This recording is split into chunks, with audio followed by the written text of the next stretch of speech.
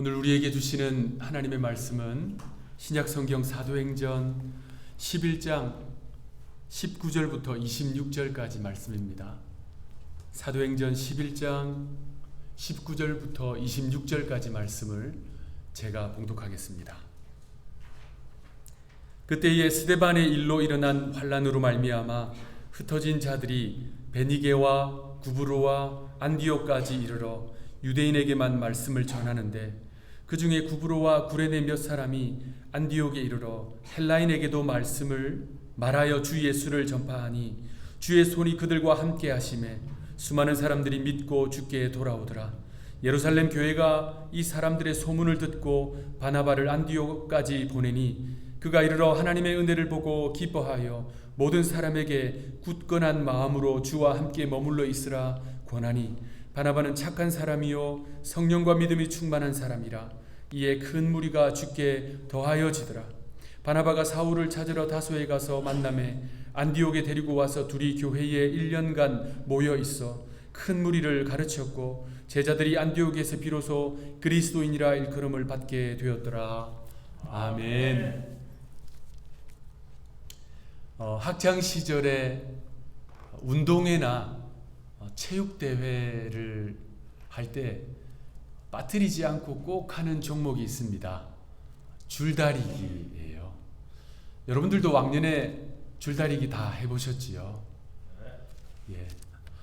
양 팀이 팽팽하게 줄을 당기는 그 긴장감, 오늘은 그 줄다리기 영상을 함께 보시려고 보실 텐데요. 우리 교회가 돕고 있는 그 오석진 선교사님이 사역하시는 우크라이나에서 몇 년 전에 중학교 대항 줄다리기 대회가 있었습니다. 그 줄다리기 대회에 참여하고 있는 한 어린 소년이 전 세계적으로 화제가 됐어요.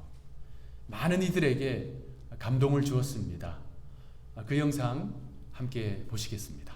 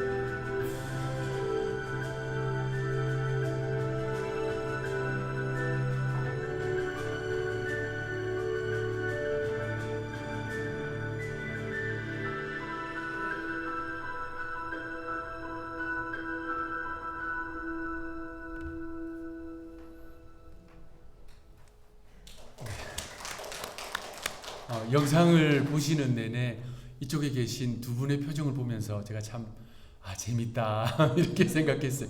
보시는 내내 어머 자꾸 이러시더라고요. 여러분 다 보신 그 아이, 아시안 아이, 뭐 고려인일 수도 있겠지요. 디아스포라로 간 고려인일 수도 있는 그 아이. 누가 보아도 키도 덩치도 제일 작은 그 아이가 안간힘을 다해 버텨내는 그 모습, 그 태도, 그 표정을 보면서 저는 처음 저 영상을 보면서요, 저도 모르게 눈물이 주르르 흐르더라고요. 때로는 우리의 삶이 이런 팽팽한 줄다리기처럼 정말 힘들고 어려울 때가 있습니다. 숨이 턱턱 막히고 앞이 캄캄할 때가 있지요. 그래서 그 줄 놓아버리고 싶고 던져버리고 싶을 때가 있습니다. 그런데 혹시 그러한 시간을 보내고 있다면, 보내셨다면, 또 앞으로 그러한 시간을 만나신다면 여러분 꼭 기억해 주시기 바랍니다. 우리 주님께서 여러분 곁에 계세요. 우리 주님은요, 여러분 버리지 않으십니다. 여러분과 함께 하십니다. 어떤 시인의 노랫말처럼 내 너를 떠나지도 않으리라, 내 너를 버리지도 않으리라 약속하셨던 주님, 오신실하신 주, 오신실하신 주. 그 주님께서 여러분 곁에서 힘 주시고 위로 주시고 용기 주시는 줄로 믿으시기 바랍니다. 그래서 우리는요, 이 믿음의 줄을 꼭 붙잡아야 돼요. 절대로 놓아서는 안 됩니다. 평안할 때도 붙잡아야 하겠지만 어렵고 힘들 때도, 낙심될 때도, 고난의 때도 이 믿음의 줄 꼭 붙잡아야 합니다. 그런 주님의 마음으로 여러분 옆에 계신 분들, 또 앞뒤에 계신 분들 손 한번 꼭 잡아주시면서, 주님의 손으로 잡아주신다 생각하고 손 한번 꼭 잡아주시면서 주님께서 당신을 붙드십니다 이렇게 선포해 주시기 바랍니다. 감사합니다. 우리가 지금 살펴보고 있는 이 사도행전에 나오는 이 초대 예루살렘 교회의 이 모습은요, 우리가 어려운 기간을 지낼 때에도 어떻게 믿음의 줄을 꼭 붙잡아야 하는지를 보여주는 좋은 안내서입니다. 예루살렘 교회는 그야말로 핍박의 한복판에 있었거든요. 그래서 오늘 본문 19절은 다음과 같이 설명해 줍니다. 우리 19절 함께 읽어보겠습니다. 시작. 그때에 스데반의 일로 일어난 환난으로 말미암아 흩어진 자들이 베니게와 구브로와 안디옥까지 이르러 유대인에게만 말씀을 전하는데, 그때에 스데반의 일로 일어난 환난으로 말미암아, 우리 지난번에 다 살펴본 것처럼 초대교회의 훌륭한 지도자였던 스데반은 유대인들에 의해서 공개적으로 처형이 되었습니다. 돌에 맞아 죽었지요.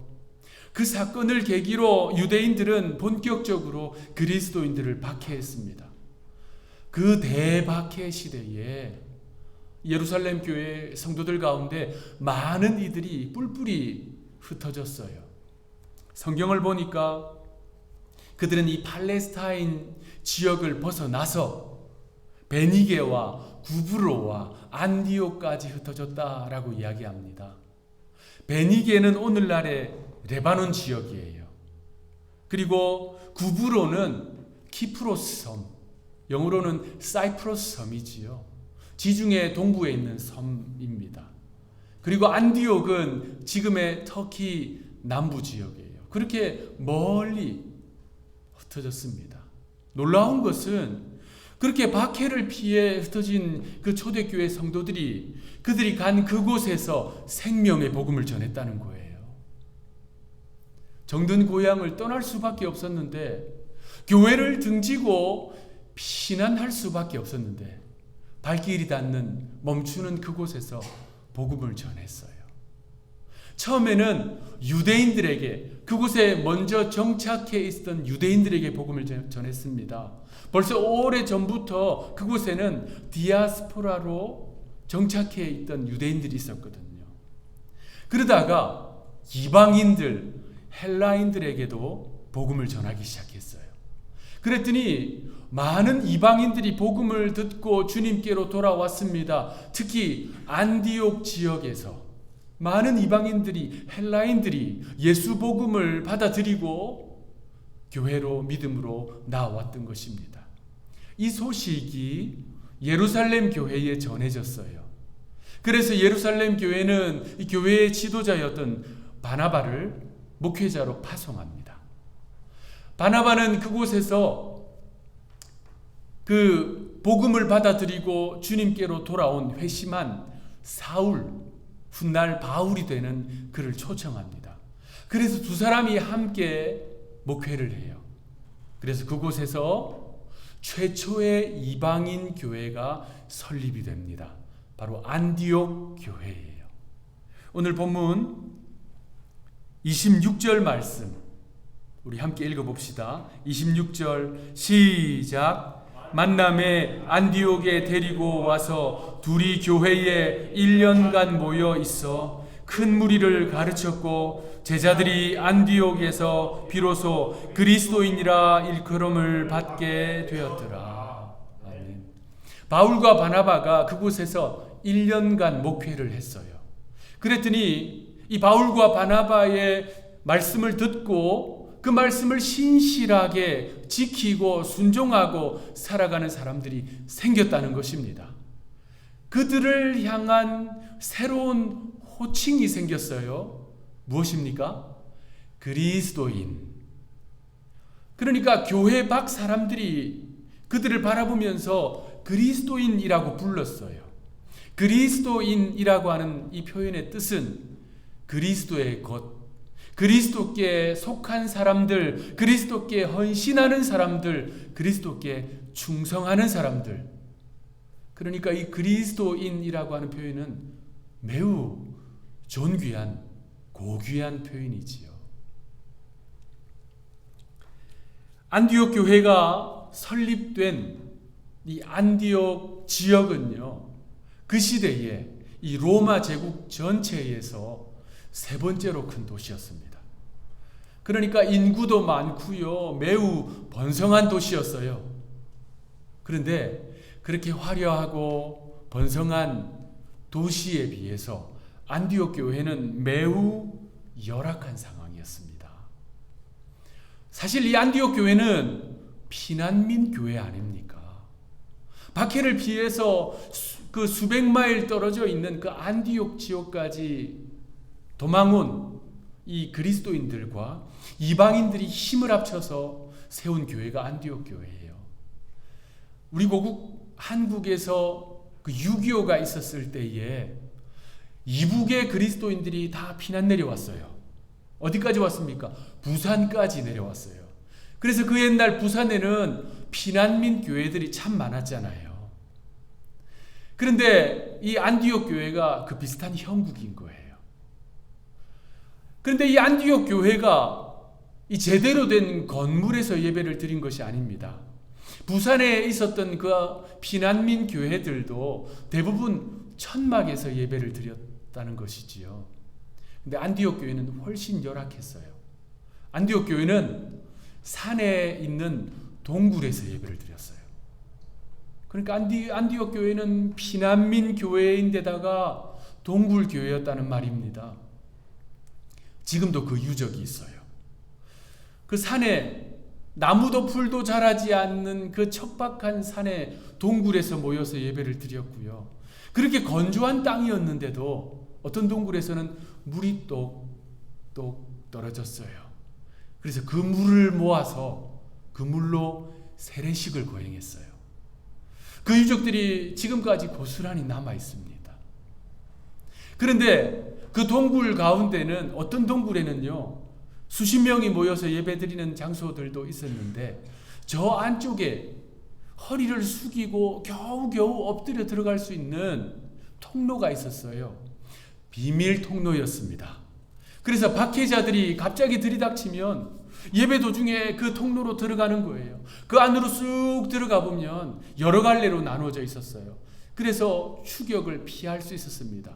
그것이 길이가 2마일 가까이 되는, 숙여서 겨우겨우 기어서 들어갈 수 있는 그래서 끝까지 가면 산 반대쪽으로 나올 수 있는 그러한 비밀 통로였습니다. 그러니까 안디옥 교회 성도들도 그 어려움과 위기 속에서도 믿음의 줄을 놓지 않고 꼭꼭 붙들고 있었던 것입니다. 더 놀라운 것은요, 이 안디옥 교회가 그렇게 힘들고 어려운데도 그 시대에 안디옥 교회가 개척되고 시작된 지 채 1년도 되지 않은 그 시대에 팔레스타인 지역에 큰 기근이 찾아왔어요. 오늘 설교 본문 뒤에 보면 그 내용이 나오거든요. 큰 기근이 찾아오니까 그 유대 지역 사람들이 굶주리기 시작했습니다. 예루살렘 교회도 다르지 않았어요. 성도들이 너무나 핍절하고 어려웠어요. 그 소식이 안디옥 교회에 전해졌어요. 그랬더니 그렇게 어렵고 힘든 안디옥 교회 성도들이 십시일반 구제연금을 모았습니다. 그래서 예루살렘 교회에 보내줍니다. 자신들도 피난민 교회고 토굴에서 이 굴에서 모여서 예배를 드리면서 언제 붙잡힐지 모르는 그 어려운 가운데서도 형제 자매들이 어렵다고 하니까 헌금을 모아서 구제연금을 보내주는 훌륭한 교회인 거예요. 더 나아가 이 안디옥 교회가요, 사도 바울을 선교사로 파송합니다. 바울을 3번이나 선교사로 파송해요. 그러니까 그 바울을 통해서 지중해 인근에 있는 여러 지역들과 국가들, 유럽에까지, 로마에까지 복음이 전파되도록 한 그 초대교회, 초대시대, 이 교회시대 선교 전초기지가 바로 이 안디옥 교회였어요. 그러니까 그 지역에 있는 사람들이 그 성도들을 보고 예수 그리스도의 것, 예수 그리스도께 소속된 사람들, 그리스도인 하고 불렀던 것입니다. 우리 안우리교회 성도들에게 질문합니다. 여러분들은 그리스도인이십니까? 이 안디옥 교회 성도들이 그리스도인이라고 하는 호칭을 받은 이후부터 2000년 교회 역사를 쭉 살펴보면요, 성도들은 이 그리스도인이라고 하는 좋은 귀한 이 이름, 이 호칭을 놓지 않기 위해서, 붙들기 위해서 생명까지 아끼지 않았다는 사실을 면면히 역사 속에서 발견할 수 있습니다. 제가 설교를 준비하면서요, 책을 한 권 읽었습니다. 그 책의 내용은 초기 교회 성도들의 순교 기록이었어요. 일반적으로 후대에 의해서 각색되고 첨가되고 또 내용들이 이 변경된, 그래서 나온 순교 전설들, 순교 사화들, 순교 신화들이 많거든요. 그것이 많이 회자되고 있는데 그런 내용과 전혀 다른 내용이었어요. 그러니까 이 초기 교회 성도들이 그 신앙 때문에 재판을 받는 그 현장에서 법정 속기사들이 그 재판 내용을 직접 기록한 그 기록물, 법정 기록물들, 그리고 그 현장에서 재판에 참여한 사람들이 직접 증언한 증언의 내용들로 묶여진 책이었어요. 아주 역사적으로 신빙성이 있는 내용이지요. 그 내용을 쭉 읽어 나가는데 재판을 한 사람, 재판을 받는 성도들, 재판이 이루어진 장소, 시간들, 연도들이 다 다른데 반복적으로 등장하는 내용들이 있었어요. 그 장면이 계속 반복이 돼요. 어떤 내용이냐면요, 판결을 하는 그 재판장이 재판을 받는 성도들을 향해서 다음과 같은 질문을 던집니다. 질문이 이거예요. 당신은 그리스도인인가? 당신은 그리스도인인가? 최종적으로 이 질문을 꼭 던져요. 그 내용 중에 하나를 제가 인용해 드리겠습니다. 그 당시 공식 재판 기록이에요.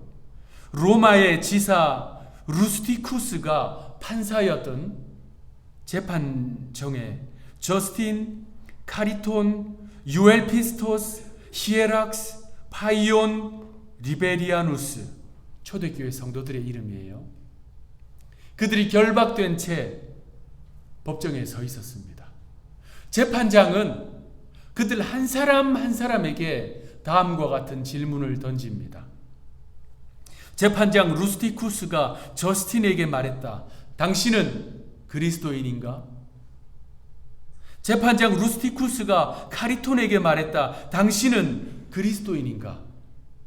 재판장 루스티쿠스가 유엘피스토스에게 말했다. 당신은 그리스도인인가? 히에락스, 파이온, 리베리아누스 그들 모두에게 재판장은요 한 사람 한 사람 돌아가면서 확인하면서 이 질문을 던졌습니다. 당신은 그리스도인인가? 이 질문에 대해서 앞서 호명해 드린 그 초대교회 성도들은 모두 대답합니다. 나는 그리스도인입니다.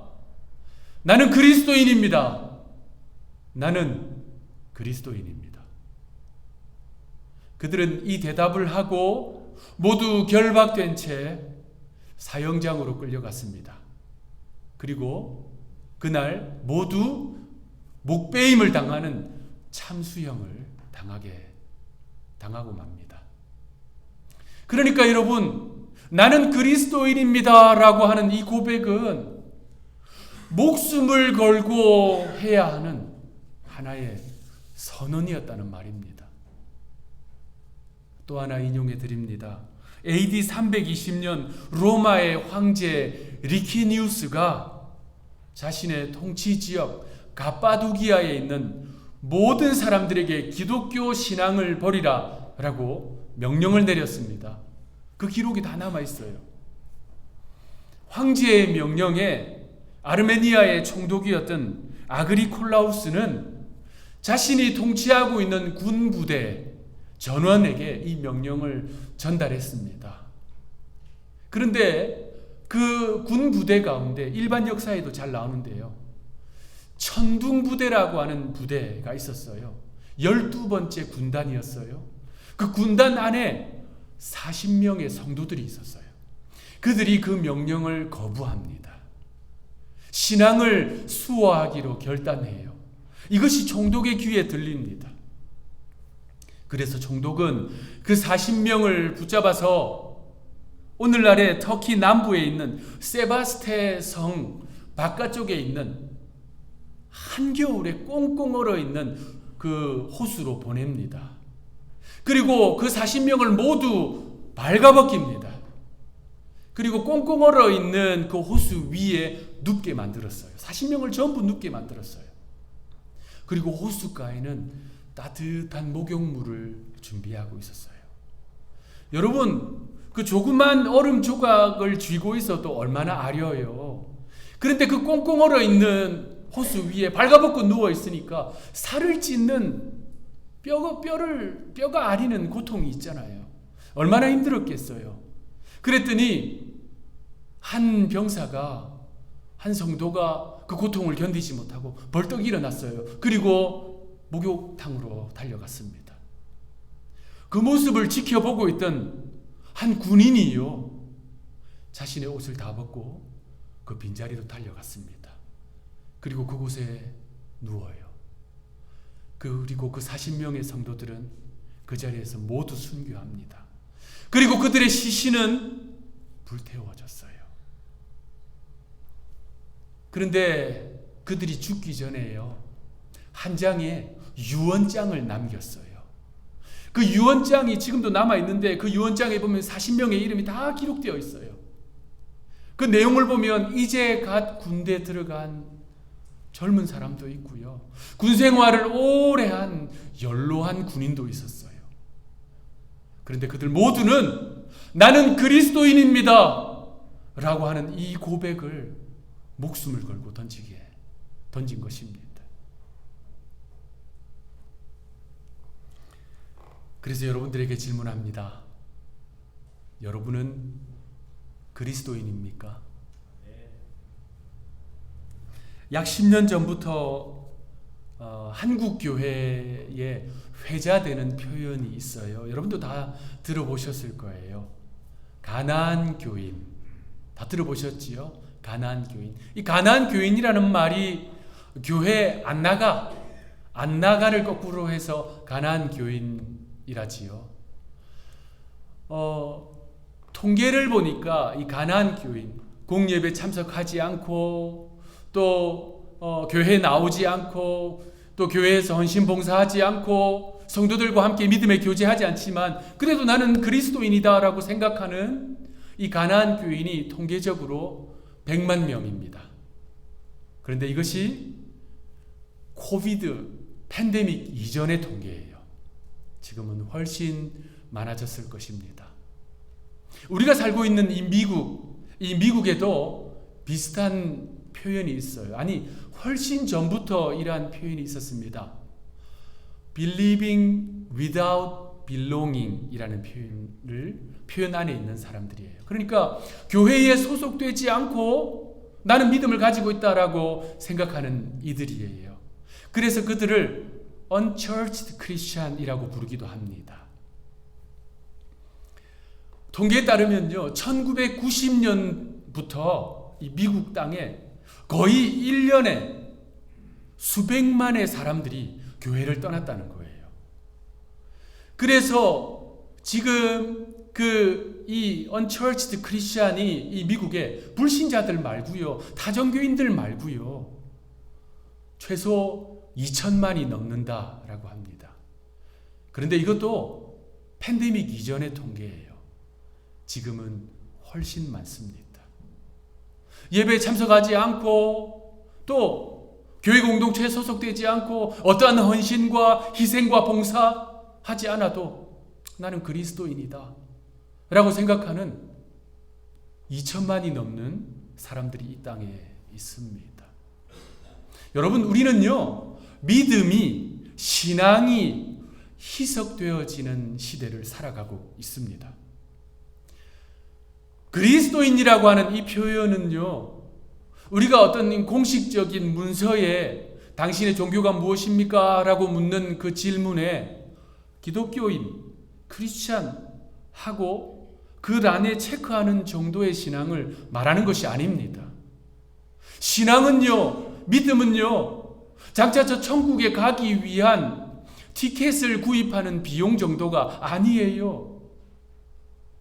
이 교회는요, 장차 죽어서 저 천국에 가기 위해서 기다리는 정류소가 아닙니다.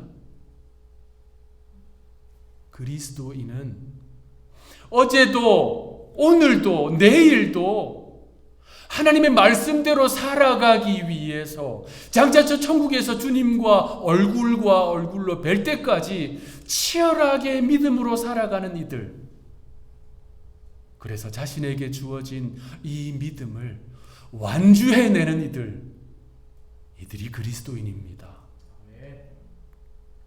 앞서 보았던 그 영상에 그 작은 동양인 아이, 그 아이가요, 얼마나 그 줄을 집어 던지고 싶었겠어요. 얼마나 힘들고 어려웠겠어요. 그런 것처럼 때로는 믿음을 내려놓고 싶은 순간이 왜 없겠습니까? 시험에 들어서, 유혹에 빠져서, 또 여러 가지 문제들로 인해서, 또 이 시대, 이 팬데믹 시대, 안 나오다 보니까 그저 나태함에 익숙해져서 세상의 쾌락을 따라서 그렇게 믿음을 놓아버리고 싶을 때가 왜 없겠습니까? 그러나 여러분, 예수 그리스도께서 이루신 그 일, 내가 받게 되는 그 구원과 영생, 저 천국의 소중함과 가치를 알고 있다면 그 믿음의 줄 놓지 말아야 합니다. 더 굳건하게 붙잡아야 합니다. 그래서 마지막으로 여러분들에게 질문합니다. 여러분들은 그리스도인입니까? 기도하겠습니다. 하나님, 안디옥 교회 성도들이 그 어렵고 힘든 상황 속에서 토굴에서 예배를 드리면서도 하나님이 기뻐하시는 일을 감당하고 믿음을 따라 살아가려고 결단하고 그 믿음의 줄을 굳건하게 붙잡았던 것처럼 사랑하는 우리 하누리교회 성도들, 장차 주님을 만날 그때까지 어제도 오늘도 내일도 믿음의 길을 치열하게 걸어갈 수 있도록 주여 도와주옵소서. 신앙이, 믿음이 희색되어지는 이 시대를 살아가지만 나는 변치 않으리, 나는 주님 바라보리 결단하고 이 믿음의 길 당당하게 걸어가는 주님의 아들들, 딸들 삼아 주옵소서. 감사하옵고 구주가 되시는 예수님의 이름으로 기도합니다.